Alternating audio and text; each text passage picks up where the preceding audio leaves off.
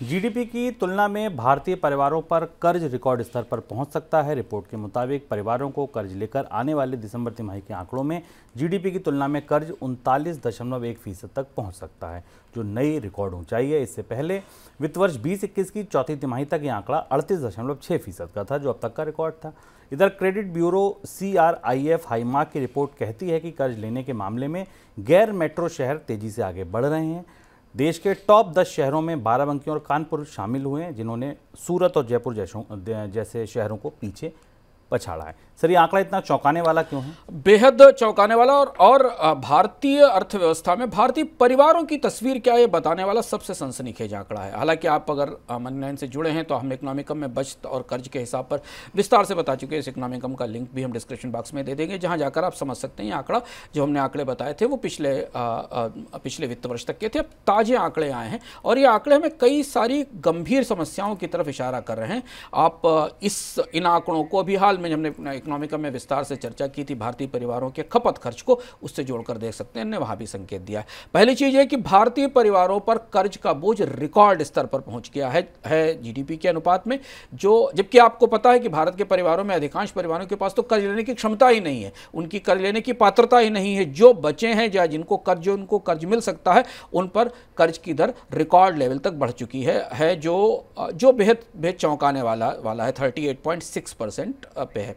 दूसरी चीज इस आंकड़ों के भीतर जो हमें दिखाई देती है शुभम, वो ये है कि आंकड़े भीतर से ये दिखता है कि जो नॉन हाउसिंग लोन्स हैं परिवारों के में, उनमें वो 72% हो गए। यानी ये कोई एसेट बनाने के लिए, अपने सर पर छत लेने के लिए कर्ज नहीं लिए गए। 72% कर्ज गैर आवासीय कर्ज हैं, यानी ये नियमित रूप से खर्च के लिए, पर्सनल जरूरतों के लिए कर्ज लिए गए हैं। और ये प्रक्रिया 2021 के बाद शुरू हुई है। 2021 में जब नौकरियां गईं कोविड में और लोगों की कमाई में कटौती हुई और बचतें नहीं बची, तो लोगों ने कर्ज की तरफ जाना शुरू किया। इसे और गंभीर इसलिए हम मान रहे हैं कि उसकी वजह है कि भारत में पर्सनल कर्ज में या पर्सनल लोन्स की दर में, परिवारों के पर्सनल लोन में सबसे ज़्यादा बढ़ोतरी उस वक्त आई है जब ब्याज दरें बेहद ऊंची थी। यानी ब्याज दरें पिछले 1 साल 2 साल में जितनी ऊंची रही हैं, उन्हीं इसी बीच में परिवारों के कर्ज और बढ़े हैं। इस आंकड़े को समझने के लिए दूसरा आंकड़ा साथ में रखना और जरूरी है। भारत में हाउस होल्ड परिवारों की सेविंग पिछले 50 साल के न्यूनतम स्तर पर है। यानी भारत के परिवार बचा नहीं रहे हैं, कर्ज ले रहे हैं। और ये भारत के परिवारों की बैलेंस शीट में, या उनको अगर आप परिवारों को कंपनियां माने, तो उन परिवारों की परिस्थिति बेहद गंभीर होने की तरफ इशारा कर रहा है। और ये बात रिजर्व बैंक ने अपनी हाल फिलहाल की रिपोर्ट्स में भी कही थी। और आपको याद होगा कि वित्त मंत्रालय ने भी चलते चलते चुनाव की तरफ जाते समय अपनी एक रिपोर्ट में 2 लाइनें ये भी लिखी थी कि भारत में हाउस होल्ड फाइनेंशियल सेविंग्स पर ध्यान देने की जरूरत है, उनका स्तर काफी कमजोर है। सर, इसके फिर व्यापक और लंबे असर किस तरीके के देखने को? 2 बड़े असर। परिवारों की इनकम नहीं बढ़ रही, कर्ज बढ़ रहा है, डिफॉल्ट्स बढ़ेंगे। इसीलिए रिजर्व बैंक इतना पैनिक हुआ पर्सनल लोन को लेकर, अनसिक्योर्ड लोन को लेकर, और बैंकों से कहा गया कि लोन रोक दिए जाएं। बैंकों ने जिन लोगों को कर्ज दे रखा है जिसके अगेंस्ट मॉर्गेज नहीं है, 72% कर्ज हाउस होल्ड रेट नहीं है, तो बैंकों को इन डिफॉल्ट्स का सामना करना पड़ेगा। और तीसरी चीज ये कि अगर आप भारत के व्यापक बाजार की दृष्टि से देखें तो कर्ज में डूबे हुए परिवार खपत कैसे करेंगे, डिमांड कैसे लेकर आएंगे, जब उन्हें कर्ज चुकाने के लिए उनके पास धन नहीं और इनकम नहीं बढ़ रही है।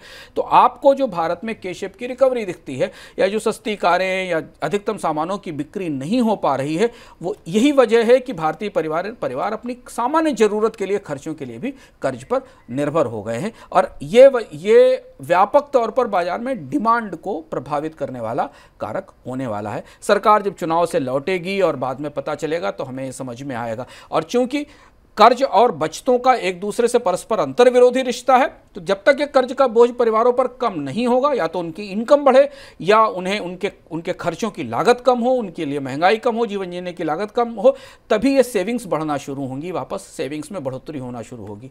तो भारत की सरकार में भी और भारत के परिवारों में भी शुभम, बचत और कर्ज का संतुलन बुरी तरह बिगड़ गया है, पिछले सालों में दिखाई देता है, चाहे सरकार पर कर्ज हो या परिवारों पर कर्ज हो। तो ये आंकड़ा खासा चौंकाने वाला और चिंताजनक है।